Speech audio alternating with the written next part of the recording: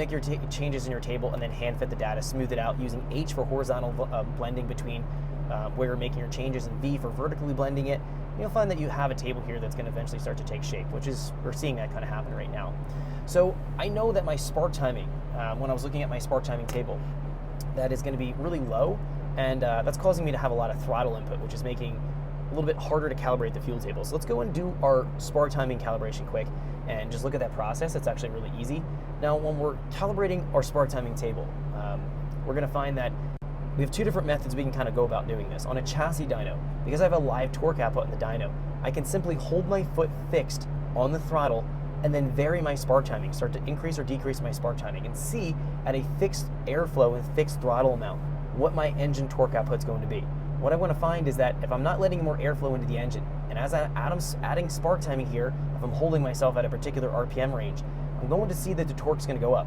Once the torque doesn't increase anymore, I've reached what's called maximum brake torque. That's where, by adding any more spark timing, we're not optimizing anything, and we're essentially going to put our engine into knock conditions and just be harder on the engine.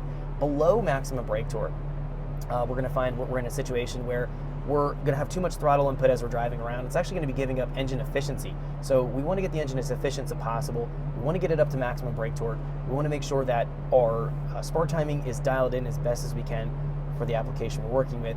And we're going to be seeing that the spark timing is going to have kind of an ascending trend. Lower engine RPM, going to have lower spark timing. Higher engine RPM is going to have a higher spark timing value in here. That's because our engine cycle is happening much quicker.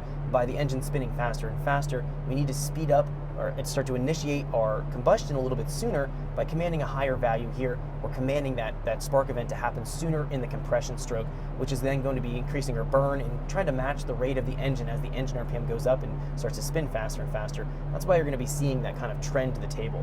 What I'm going to do right now is start it up. We're going to be holding it at, let's say, 2,000 RPM. We'll hold it at maybe 3,500 RPM or so, and then we'll go up to 5,000 RPM.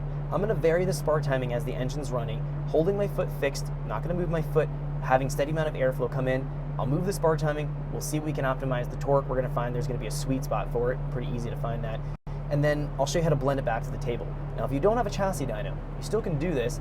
What you're going to do is, as you're driving down the road, you're going to hold your foot relatively fixed on the throttle. Let's just say you're going to be going in an open stretch of road with no pitch change. You're holding yourself at, let's say, 70 miles per hour. Now, you're going to go in as you're driving and start to increase the spark timing.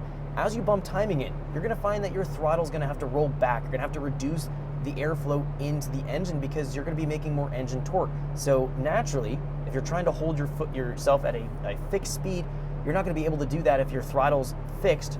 You're bumping your torque up with your spark timing as you're adding it in. You're going to find that the engine's going to accelerate on its own. You're not going to be having to go in and actually give it any more throttle input. But in the situation when we're trying to dial our spark timing in, what we need to pay attention to is we want to hold ourselves at that fixed speed.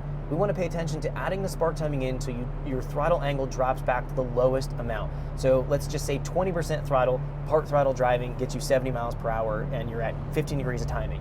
As you add the timing in from 15 to 20 to 25, maybe even to 30 to 35, whatever it's going to get you, you'll find that you're going to start to roll your throttle back roll your foot back on the throttle to maintain that same vehicle speed at, let's say, 70 miles per hour. Now, when you do that, as you're adding your timing in, you will again find that point where you don't have to roll your throttle back anymore to maintain that speed. That means you're at maximum brake torque, and we want to stop there with the spark timing and the adding of the spark timing.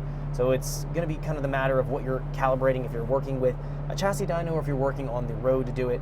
Usually, just as a general rule of thumb, most any engine above 3,000 RPM in the part throttle area here can run 30 to 35 degrees of timing, and then as we go here off idle, we can just blend between those two using kind of H. You don't want to go through the process of calibrating your spark timing at part throttle. It is kind of a tedious process. Usually you'll find that you're going to be in that range. You're going to end up in that range, 30 to 35 degrees. As you get up into boost, as you get up into the positive manifold pressures, that's where we definitely need to decrease the timing, so we decrease the cylinder pressure so we can have proper combustion. We don't have to worry about knock or pre-ignition occurring. We've done that already. We've ran this at 0 degrees to kind of give us a good starting point, so we don't have to worry about, when we get into boost, any kind of knock occurring for fuel isn't right. So now that we got our fuel kind of sorted out, then allow us to do the spark timing, we'll go back to the fuel, check it again, and then we should be ballpark where we need to be at, and we could probably start to do our wide open throttle in the next video. Let's try our spark timing optimization. Again, I'm gonna hold my foot fixed on the throttle, vary my speed with the dyno control here, and then just move my timing up and watch our live torque output. We should see it pretty clear that it's going to gain. All right, let me take it out again. Thanks for checking out our teaser clip. If you wanna see the rest of this video and more than 500 hours of current EFI training we have to offer, make sure you click right here. If you want to go and check out more teaser clips from this training course, click here, and you don't want to miss any of the videos we're going to be releasing on this channel, so make sure you subscribe and click here. Thanks for watching, and I'll see you guys later.